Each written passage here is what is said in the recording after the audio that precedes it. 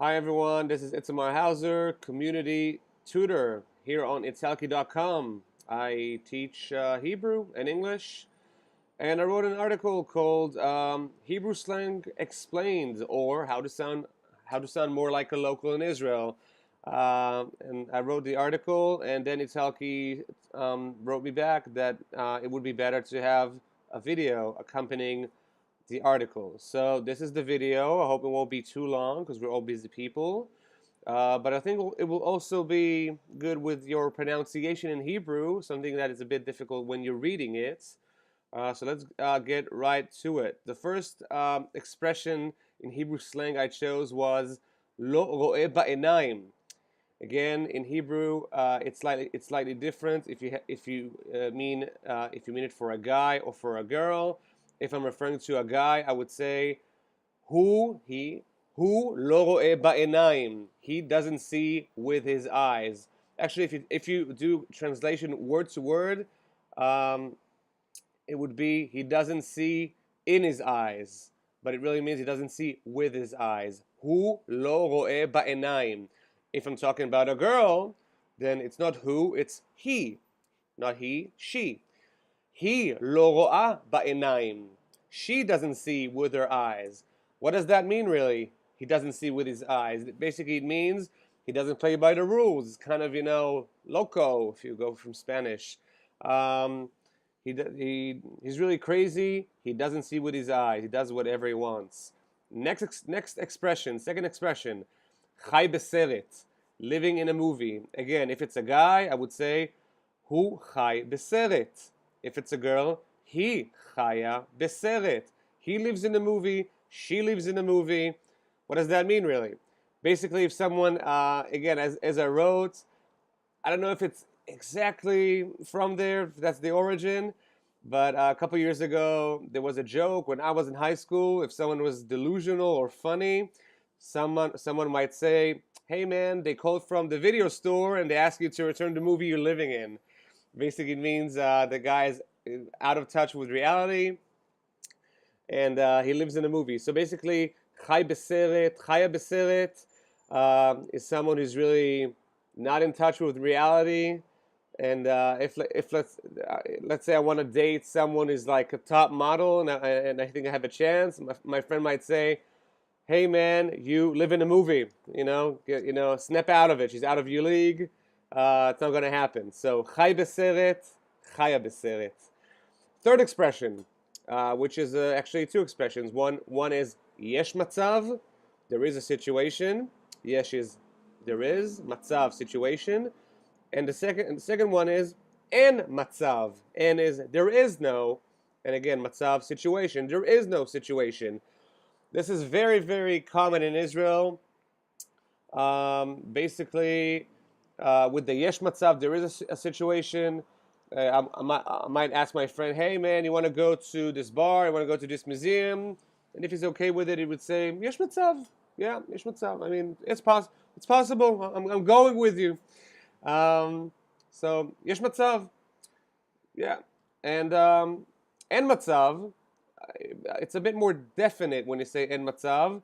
Let's say there is no way you're going to do something. You would say en matzav that I'm going to do this and this. En matzav, there is no situation. It's not going to happen. En matzav, there is no situation where I'm seeing this happening. I hope that's clear. The next one is really a reference from an internet show, a web show that was on Ynet a couple years ago. It was called Pini, and it was brilliant. It had three seasons, and I have really no idea why they ended it. Basically, Pini is an Israeli guy, 24 years old, I think. He moves to London, and he lives with a Welsh roommate, and basically speaks English, but everything is translated from Hebrew. The Hebrew grammar basically takes the way you speak Hebrew, and you put English words on it, and it sounds funny. It's almost like I learned German now, and German grammar is different from English. So if you take German grammar and just switch the words from German into English, it will sound off, and vice versa. So that's basically the thing there. So in the first episode, which I gave a link to, as a waiter in a coffee shop, and he really wants to hit on this French girl, which basically he gets into a relationship later on in the show. And he asked her what kind of coffee does she want, and he asked, "Do you want hafuch or Nescafe?" Hafuch means upside down, as in upside down coffee. O means or. Nescafe, cafe is coffee, obviously, and Nes in Hebrew means a miracle. And I really explain everything in the written article. Basically, hafuch, upside down, is basically a cappuccino. Again, if you're in Israel and you ask for a cappuccino, people will understand you, but it's much more common to ask for cafe hafuch, an upside down coffee, which is basically a cappuccino. And why is it upside down? Because usually put the coffee, hot water, and then the milk. With cappuccino or cafe hafuch, you put the boiled milk, and then you pour the coffee. So it's upside down in the order of the materials. Nescafe, basically miracle in French translation, but it's a wrong translation, and that's where the joke comes from. It's basically Nescafe. It's like grained coffee. That's it, really. It's a reference about coffee. If you like coffee in Israel. Next on, titchadesh, if it's for a guy, or titchachi, if it's for a girl. Again, there is no English equivalent for it, but basically, as I wrote, if, let's say, a friend of mine, I don't know, went to the mall and got a new shirt, and I notice it's a new shirt, and I think it fits him, I would tell him, titchadesh. And titchadesh comes from the word chadash, which is new, means new. And titchadesh, it's kind of new in a verb. And so the closest translation to it would be get new. But get new sounds weird in English. But the reference here in Hebrew, titchadesh, is something along the lines, hey man, I noticed that you got a new shirt. It really suits you. Good on ya. Titchadesh. I don't know why they don't have it in English. It's pretty useful. Titchadesh for a guy. Titchachi for a girl. Titchachu, man plural. And titchachu also for women plural. Next one is super useful. Chaval al hazman. Chaval is, it's a shame, but a shame kind of has a negative connotation to it. As I wrote, it's closer to kelastima, like what a pity, what a shame. I don't know, lastima sounds closer than shame. I don't know if you know Spanish, but that's my reference. So chaval is, it's a shame. Al, on. Hazman, the time. So basically it means it's a pity on the time.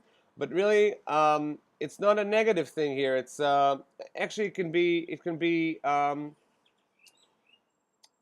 basically chaval hazman means something really good. As I wrote, Yossi, how was the rock concert? We had a couple of good rock concerts in Israel this past year. Aerosmith, Radiohead, Guns N' Roses. Let's hope it keeps on.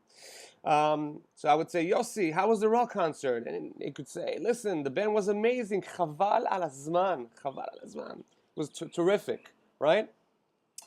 So that's chaval al hazman. And the last verb I wrote in the article is lachfor. Lachfor means to dig. And that's a negative connotation. Lachfor, basically you say, chafarta li et harosh. You dug my head. I mean, you spoke so much. I'm having a headache now. It's along the lines like achalta li et harosh. You ate my head, or le'echol et harosh, to eat the head. Basically, if someone really talks too much, like I'm kind of doing in this video, but we'll end it shortly, so it won't be like half an hour. Basically, lachfor, to dig. Lachfor barosh, to dig in the head, means that someone is talking too much, and he would say, you can say, like I say, Yossi, did you know that, blah, blah, blah, blah, blah, and I can say, enough with the digging, you ate my head, dai lachfor, achalta li et harosh, I can't hear you anymore, that's it, enough. So that's it, that's basically the expression, slang expression I wrote. There are more, obviously. Maybe I'll do another one if you respond well to it. If not, I'll find something else to do. That's it. Um, look me up on italki.com, and I would love to teach you Hebrew or English or something in between. Cheers. Bye bye.